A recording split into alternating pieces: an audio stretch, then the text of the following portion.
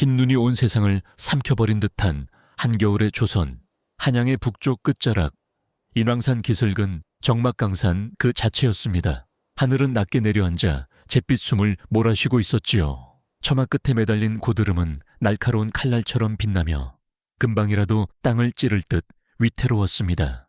바람이 한번 휘몰아칠 때마다 마른 나뭇가지들이 서로 몸을 부딪히며 서글픈 소리를 냈습니다.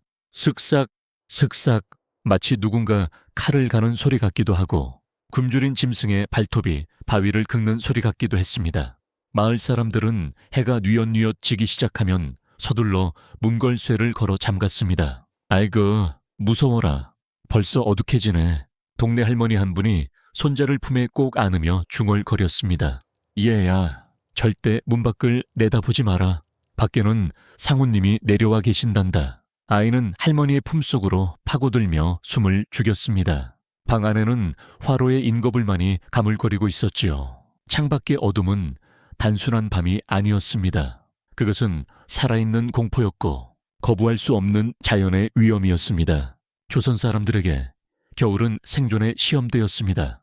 특히나 호환이라 불리는 호랑이의 습격은 전쟁이나 전염병만큼이나 두려운 존재였지요. 여름 내 풍요롭던 산등성이는 이제 얼어붙어 아무것도 내어주지 않았습니다. 멧돼지도 노루도 깊은 골짜기로 숨어들거나 굶주림에 쓰러져 갔습니다. 그러면 산의 주인이라 불리는 호랑이들은 배고픔을 견디지 못하고 산 아래로 내려왔습니다. 그들은 소리 없이 눈 위를 걸었습니다. 거대한 앞발이 눈을 짓누르는 소리조차 들리지 않았지요. 어흥하고 울부짖는 소리는 차라리 다행이었습니다. 진짜 무서운 것은 아무 소리도 들리지 않는데 문 밖에서 느껴지는 그 서늘한 기운이었습니다. 어느 집 뒷마당에서 키우던 개가 갑자기 낑낑거리며 꼬리를 내리고 헛간 구석으로 숨어들었습니다. 마당을 가로지르는 차가운 그림자가 창지에 비쳤습니다. 집주인은 숨소리조차 내지 못하고 문고리를 꽉 쥐었습니다. 손바닥에는 식은땀이 흥건했습니다. 밖에서는 쉭, 쉭 하며 거친 숨소리가 들려왔습니다. 호랑이가 담장 너머로 집 안을 살피고 있는 것이 분명했습니다. 어머니, 밖에서 누가 있는 것 같아요. 아이가 작은 목소리로 속삭였습니다. 어머니는 아이의 입을 손으로 막으며 고개를 가로저었습니다. 쉬, 조용히 하거라. 산신령님이 지나가시는 길이란다. 그 시절 사람들은 호랑이를 단순히 짐승으로 보지 않았습니다. 그들은 호랑이를 상군 혹은 산신령이라 부르며 두려워하면서도 존경했습니다. 인간의 힘으로는 어찌할 수 없는 거대한 자연의 섭리라고 믿었기 때문입니다. 그래서 호랑이가 마을에 나타나면 그것은 누군가의 잘못에 대한 하늘의 징벌이거나 산의 질서가 깨졌음을 의미한다고 생각했습니다. 하지만 배고픈 짐승에게 그런 논리는 통하지 않았습니다. 기록에 따르면 태종 시절에는 경상도에서만 수백 명이 호랑이에게 목숨을 잃었다고 합니다. 영조 시절에도 100명 이상의 희생자가 한 해에 발생했지요. 이는 숫자를 넘어선 한 집안의 가장이 사라지고 한 어머니의 금쪽 같은 자식이 사라진 비극의 역사였습니다. 마을의 장정들은 밤마다 교대로 불침번을 섰습니다. 하지만 그들이 할 수 있는 일이라고는 횃불을 높이 들고 큰 소리를 내어 짐승을 쫓는 것뿐이었습니다. 워이, 워이 소리를 지르며 괭과리를 쳤지만 바람이 강하게 부는 날이면 그 소리조차 눈보라 속으로 흩어지고 말았습니다. 호랑이는 영리했습니다. 인간들이 불을 무서워한다는 것을 알면서도 굶주림이 극에 달하면 불빛조차 두려워하지 않았습니다. 가끔은 지붕 위로 올라가 초가집의 짚을 헤치고 방 안으로 뛰어드는 일도 있었습니다. 그래서 사람들은 지붕 위에 굵은 밧줄로 엮은 그물을 씌우기 시작했습니다. 그것을 호망이라고 불렀습니다. 집집마다 처마 밑에는 말린 생선이나 고기를 매달아 두지 않았습니다. 냄새를 맡고 호랑이가 찾아올까봐 두려웠기 때문입니다. 심지어 화장실에 가는 것조차 목숨을 건 일이었습니다. 진짜 이놈의 겨울은 언제 끝나나. 청년 한 명이 마당 구석에서 하늘을 보며 한숨을 내쉬었습니다. 그는 얼마 전 이웃 마을의 친구가 산길을 가다 소식이 끊겼다는 이야기를 들었습니다. 남겨진 것은 눈 위에 찍힌 커다란 발자국과 붉은 핏자국뿐이었다고 합니다. 그 이야기를 떠올릴 때마다 등줄기에 소름이 돋았습니다. 이런 공포 속에서도 조선의 조정은 가만히 있지 않았습니다. 차코갑사라는 이름의 정예병사들을 선발했습니다. 그들은 호랑이를 잡기 위해 특수하게 훈련된 무사들이었습니다. 무거운 창을 휘두르고 한 채의 오차도 없이 화살을 쏘아 올리는 이들이었지요. 하지만 호랑이는 산의 주인답게 쉽게 모습을 드러내지 않았습니다. 바위 뒤에 숨어 있다가 전광석화처럼 달려들어 병사들의 목덜미를 낚아챘습니다. 인간의 무기보다 빠른 것은 호랑이의 본능이었습니다. 병사들은 겨울산의 험준한 지형과 살을 파고드는 추위와도 싸워야 했습니다. 어느 날 밤 궁궐 내부인 창덕궁 후원에서도 호랑이의 포효가 들려왔습니다. 임금이 거처하는 신성한 장소조차 굶주린 짐승에게는 그저 먹잇감이 있는 숲에 불과했습니다. 호랑이는 궁궐의 높은 담장을 가볍게 뛰어넘었습니다. 나인들은 비명을 지르며 숨었고 내시들은 창을 들고 사방을 경계했습니다. 궁궐 안에 상우님이 드셨다 라는 외침이 복도를 타고 퍼져나갔습니다. 횃불 수십 개가 후원을 밝혔지만 호랑이는 이미 어둠 속으로 몸을 감춘 뒤였습니다. 다음 날 아침 후원의 눈 위에는 호랑이가 새끼를 낳고 간 흔적이 발견되었습니다. 사람들은 경악했습니다. 인간의 권력이 미치는 가장 높은 곳조차 자연의 야성 앞에서는 무력했던 것입니다. 마을 사람들은 이런 시련을 겪으면서도 호랑이를 향한 기도를 멈추지 않았습니다. 대문에는 호랑이 그림을 붙여놓고 애군이 물러가기를 빌었습니다. 산신령님, 제발 우리 아이들만은 부디 살려주십시오. 배가 고프시다면 이 고기 한 점 드시고 노여움을 푸십시오. 마을 입구 커다란 바위 위에 정성스레 마련한 재물을 올려두기도 했습니다. 그것은 굴복이 아니라 공존을 위한 처절한 몸부림이었습니다. 인간이 자연의 영역을 침범하고 숲을 일구어 논밭을 만들었으니 그 대가를 치르는 것이라는 겸허한 마음도 섞여 있었지요. 밤이 깊어갈수록 추위는 더욱 매서워졌습니다. 방 안에 윗목에 놓인 물그릇이 꽁꽁 얼어 터지는 소리가 들렸습니다. 쩍 하는 소리에 잠을 자던 아이가 깜짝 놀라 깼습니다. 엄마, 호랑이가 온 거야. 아이의 떨리는 목소리에 어머니는 아이를 더 꽉 안아주었습니다. 아니란다. 그저 얼음이 기지개를 켜는 소리야. 걱정 마라. 내일 아침이면 해가 뜨고 그러면 상우님도 다시 깊은 잠을 자러 가실 게다. 어머니의 목소리는 다정했지만 그녀의 눈은 창문 너머 어둠을 예민하게 살피고 있었습니다. 조선의 겨울밤은 길고도 험했습니다. 하지만 그 어둠 속에서도 사람들은 서로의 온기에 기대어 희망을 잃지 않았습니다. 호랑이라는 거대한 공포는 오히려 사람들을 하나로 묶어주었습니다. 이웃집의 안부를 묻고 혼자 사는 노인의 땔감을 챙겨주며 함께 그물을 엮어 지붕을 덮었습니다. 그렇게 인간은 가장 약한 존재이면서도 가장 끈질긴 존재로 그 겨울을 견뎌내고 있었습니다. 창밖에는 여전히 눈이 내리고 있었습니다. 송이송이 내려앉는 눈송이들이 세상을 하얗게 덮어 모든 흔적을 지워버렸습니다. 호랑이의 발자국도 인간의 두려움도 눈 아래로 잠겨갔습니다. 오직 차가운 바람만이 골짜기를 타고 돌며 먼 옛날의 이야기를 전하고 있었습니다. 이것은 단순한 짐승과의 싸움이 아니라 거대한 자연의 흐름 속에서 살아남고자 했던 우리 선조들의 눈물겨운 대서사시였습니다. 긴 밤이 지나고 나면 산마루 너머로 붉은 해가 솟아오를 것입니다. 그러면 잠시나마 공포는 물러가고 사람들은 다시 문을 열어 마당의 눈을 치울 것입니다. 옆집 담장 너머로 밤새 무사하셨소 라는 인사가 오갈 것입니다. 그 소박한 인사 한마디를 위해 조선의 사람들은 오늘도 숨을 죽이며 상운의 발소리가 멀어지기를 기다리고 있었습니다. 고요함 속에 깃든 긴장감, 그 속에서 피어나는 생명의 의지는 그 어떤 추위보다 뜨겁게 불타고 있었습니다. 상이슬 외딴집의 밤은 유난히도 깊고 무거웠습니다. 마당 항우석에 쌓인 장작더미 위로 달빛이 차갑게 내려앉았지요. 그 집에는 어린 소년 민중과 앞을 보지 못하는 노파, 할머니가 단둘이 살고 있었습니다.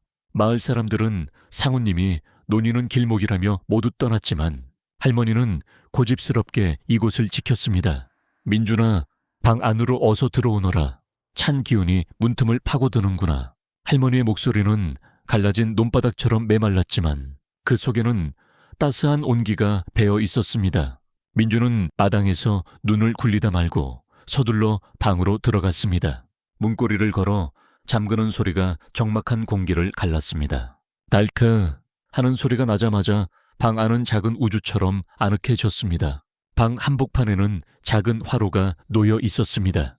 그 위에서 보글보글 끓고 있는 숭늉 냄새가 코끝을 간질렸지요. 민주는 화로 곁에 앉아 손을 녹이며 창밖을 살폈습니다. 문창지에 비친 나뭇가지. 그림자가 바람에 흔들릴 때마다 소년의 심장은 콩닥콩닥 뛰었습니다. 마치 거대한 짐승의 손가락이 방 안으로 들어오려고 문을 두드리는 것 같았기 때문입니다. 할머니는 아무것도 보이지 않으면서도 민준의 두려움을 읽어냈습니다. 괜찮단다. 얘야, 바람이 잠들 곳을 찾느라 저러는 게야. 할머니는 주름진 손으로 민준의 머리를 천천히 쓸어내렸습니다. 거친 손등이 닿을 때마다 민준은 묘하게 마음이 놓였습니다. 그때였습니다. 멀리서 산울림이 들려왔습니다. 늑대의 울음소리 같기도 하고 지구가 깊은 한숨을 내쉬는 소리 같기도 했습니다. 하지만 민준은 알고 있었습니다. 그것은 산 너머 가장 깊은 골짜기에 사는 상운의 목소리였습니다. 그 소리가 들리면 산 아래 마을의 개들은 짖기를 멈추고 헛간 구석으로 파고들었지요. 민준은 침을 꿀꺽 삼켰습니다. 할머니, 상우님은 왜 겨울에만 저렇게 슬프게 울어요? 민준이 조심스럽게 물었습니다. 할머니는 화로 속의 재를 뒤척이며 잠시 침묵했습니다. 슬픈 게 아니라 외로운 거란다. 온 세상이 하얗게 변해버리면 그들도 갈 곳이 없거든. 인간이나 짐승이나 추위 앞에서는 그저 작아질 뿐이지. 할머니는 예시이야기를 들려주듯 나직하게 말을 이어갔습니다. 아주 오래전 할머니가 민준만 한 아이였을 때의 이야기였습니다. 그때도 지금처럼 눈이 무릎까지 차오르던 혹독한 겨울이었다고 합니다. 마을 뒤편 사당 근처에 커다란 호랑이 한 마리가 나타났습니다. 사람들은 창과 칼을 들고 소리를 질렀지만 그 호랑이는 도망치지 않았습니다. 그저 늙고 병든 몸을 이끌고 사당 앞 처마 밑으로 기어 들어왔을 뿐이었지요. 눈은 흐릿했고 가죽은 뼈가 드러날 정도로 앙상했습니다. 마을 사람들은 겁이 났지만 할아버지는 사람들을 말렸습니다. 저놈은 사람을 해치러 온 게 아니야. 그저 편히 눈을 감을 곳을 찾아온 게지. 할아버지는 삶은 감자와 고기 몇 점을 바구니에 담아 멀찍이 놓아두었습니다. 호랑이는 기운이 없는지 냄새만 맡을 뿐 먹지 않았습니다. 그렇게 사흘 밤낮을 호랑이는 그 자리에서 조용히 숨을 몰아쉬었습니다. 눈이 펑펑 내리던 넷째 날 아침, 호랑이는 흔적도 없이 사라졌습니다. 대신 그 자리에는 호랑이의 털 한 뭉치와 함께 눈이 녹아내린 깨끗한 흙바닥이 남아있었다고 합니다. 그날 이후로 우리 집안에는 나쁜 일이 생기지 않았단다. 산의 주인에게 예의를 갖추면 그들도 마음을 여는 법이지. 할머니의 이야기는 민준의 머릿속에서 한 폭의 그림처럼 펼쳐졌습니다. 민준은 창밖을 향해 귀를 기울였습니다. 이제는 바람소리조차 잦아들고 세상은 지독한 고요 속에 잠겼습니다. 사박, 사박, 아주 작게 눈 밟는 소리가 들린 것 같기도 했습니다. 민준은 혹시나 하는 마음에 문구멍을 손가락으로 살짝 뚫어 밖을 내다보고 싶었습니다. 하지만 할머니의 가르침대로 꾹 참았습니다. 보지 않아도 느낄 수 있는 것들이 있었습니다. 대문 앞을 지나가는 커다란 존재의 무게감, 공기를 가르는 묵직한 호흡, 그것은 공포라기보다는 경외심에 가까운 감정이었습니다. 상우는 이 추운 밤을 견뎌내기 위해 마을로 내려와 인간의 온기를 잠시 빌려가는지도 몰랐습니다. 화로의 불꽃이 작아지자 할머니는 이불을 넓게 폈습니다. 야, 이제 그만 눕거라. 꿈속에서는 호랑이도 나비가 되어 날아다닌단다. 민주는 할머니 옆에 누워 낡은 소미불을 가슴까지 끌어올렸습니다. 이불에서는 햇볕 냄새와 오래된 나무 냄새가 섞여 났습니다. 할머니의 손길이 다시 민준의 등을 토닥토닥 두드렸습니다. 규칙적인 그 박자가 시계추처럼 마음을 안정시켰습니다. 민준은 눈을 감고 상상해 보았습니다. 숲속 동굴에서 새끼들을 품에 안고 천을 나누는 어미 호랑이의 모습을요. 그들도 우리와 다르지 않은 생명이라는 생각이 들자 두려움은 조금씩 옅어지고 연민이 싹텄습니다. 할머니, 상우님도 지금쯤 자고 있겠죠. 민준이 잠에 취한 목소리로 물었습니다. 할머니는 대답 대신 나직하게 자장가를 흥얼거렸습니다. 자장자장, 우리 강아지 산 위에는 달림 들고 산 아래는 눈꽃 피네. 노랫소리는 방 안 구석구석을 채우고 문틈으로 새어나가는 황소바람을 부드럽게 감싸 안았습니다.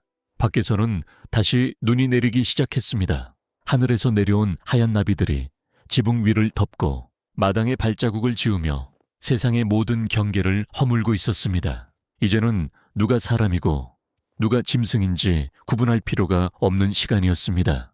밤은 깊어갈수록 더 투명해졌습니다. 창호지 너머로 푸르스름한 새벽빛이 아주 조금씩 스며들었습니다. 할머니의 숨소리도 어느덧 고르게 변해 있었습니다. 민주는 할머니의 따뜻한 한 손을 꼭 쥐었습니다. 작은 손과 큰 손이 맞닿은 곳에서 생명의 맥박이 느껴졌습니다. 이 작고 소박한 방, 아니 세상에서 가장 안전한 요새처럼 느껴졌습니다. 밖에서 아무리 매서운 바람이 불고 상운이 포효하더라도 서로를 믿고 의지하는 마음이 있다면 겨울은 더 이상 적이 아니었습니다. 그것은 그저 봄을 기다리는 긴 휴식일 뿐이었습니다. 문득 민주는 꿈결에 본 것 같았습니다. 마당 한가운데 늠름하게 서서 방 안의 불빛을 지켜보던 황금빛 눈동자를요. 그 눈동자는 무섭지 않았습니다. 오히려 잘 자거라, 어린아이여라고 인사를 건네는 듯 따뜻했습니다. 꿈인지 생시인지 알 수 없었지만 민주는 입가에 작은 미소를 머금었습니다. 겨울은 그렇게 깊어갔고 산과 마을은 서로의 존재를 인정하며 긴 잠에 빠져들었습니다. 내일 아침이면 눈부신 햇살이 다시 산등성이를 비출 것입니다. 그리고 숲속 어딘가에서 상우는 다시 자신의 왕국을 돌보겠지요. 어둠은 무서운 것이 아니라 소중한 것들을 더 뚜렷하게 보여주는 배경이었습니다. 화로의 불씨가 꺼져가도 방 안은 여전히 훈훈했습니다. 사랑하는 사람의 온기가 곁에 있고 서로의 이야기를 들어줄 귀가 있다는 것만으로도 충분했습니다. 민주는 그 안락함 속에 몸을 맡기고 깊은 잠의 바다로 헤엄쳐 들어갔습니다. 밖은 여전히 시린 겨울이었지만 소년의 마음속에는 이미 노란 복수초 꽃이 피어나고 있었습니다. 그것은 긴 겨울을 견디게 해주는 보이지 않는 힘이었습니다. 달빛이 구름 뒤로 숨자 세상은 더욱 고요해졌습니다.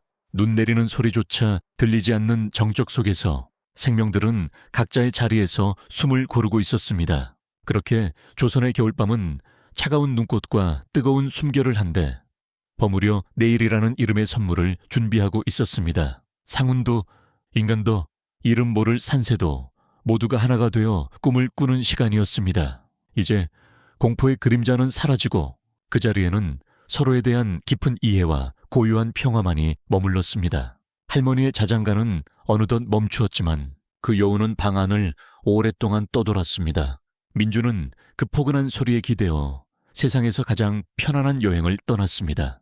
창밖의 나무들도 눈의 무게를 견디며 묵묵히 자리를 지켰습니다. 어둠은 이제 두려움의 옷을 벗고 세상 모든 생명을 품어주는 커다란 어머니의 품이 되었습니다. 고요한 눈의 나라에서 작은 등불 하나가 세상을 비추고 있었습니다.